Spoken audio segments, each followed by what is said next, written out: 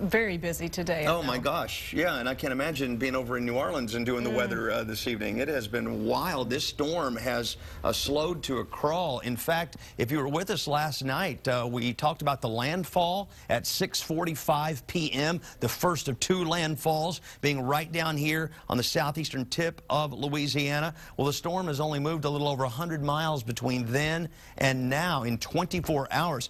Once it made its second landfall not too far from Grand Isle, it slowed down to about 6 miles per hour. That's what it's been moving all day long. You could literally jog and stay underneath the eye of this storm. It is moving so slowly. And that is the worst possible scenario with a landfalling hurricane or tropical system, because the rain associated with these things can be just so incredible. We have already unconfirmed reports of up to 22 inches of rain in parts of the New Orleans area, confirmed 17-inch totals in New Orleans. Remember yesterday we were talking about the 20-inch forecast total? It looks like that was too low. And that terrible storm surge up Plaquemines Parish that we talked about last night, it topped the levees. You're going to be hearing more about this. Well, you heard it earlier. You'll be hearing more about it in Nightly News tonight. That didn't even happen during Katrina, so this is really, really bad news. And look at this. Tomorrow, a little before this hour, it'll still be a tropical storm in northern Louisiana, still in the state of Louisiana at that hour, and then the system will weaken to a tropical depression, move up there through Arkansas. Now, up in this area, they're hoping for the rainfall. The Mississippi River has been so low in this area that it can take a whole lot of water, and of course the farmland up there. You've been hearing about the drought all summer in the Midwest.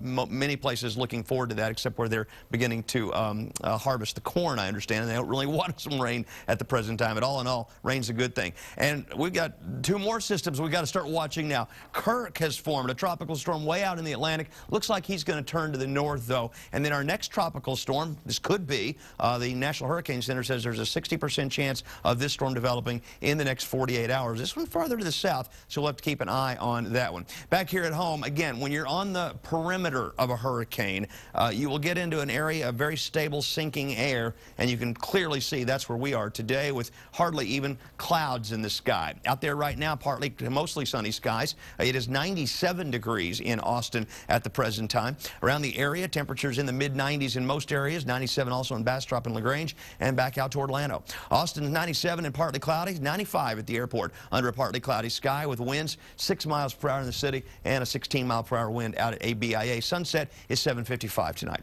In the pollen count, this looks like fall. Mold tripled its count from yesterday, now back over 3,000. Some fall elm, medium, ragweed, and pigweed remaining low. We begin to see those frequently by September. It's a little bit early. Temperatures around the state, hot everywhere, almost everywhere, 90s, 100 degrees in Laredo. Our lows tonight here locally will fall back to the low to mid 70s with this drier area, and not bad early in the morning, but then tomorrow afternoon real hot again, mid to upper 90s. 75 in Austin tonight with partly cloudy skies and northerly breezes. Those winds will stay out of the north tomorrow on the backside of Tropical Storm Isaac, but that's all we'll get out of Isaac. A little bit of wind and a partly to mostly sunny sky and a high in the upper 90s. And Friday, 99 degrees. Labor Day weekend, I guess if we need a dry period, it would be the holiday weekend, right? Well, we're going to get it. It will stay dry through Labor Day and beyond, we do believe, as afternoon high temperatures continue to average just a little bit above normal. We'll be back in a moment.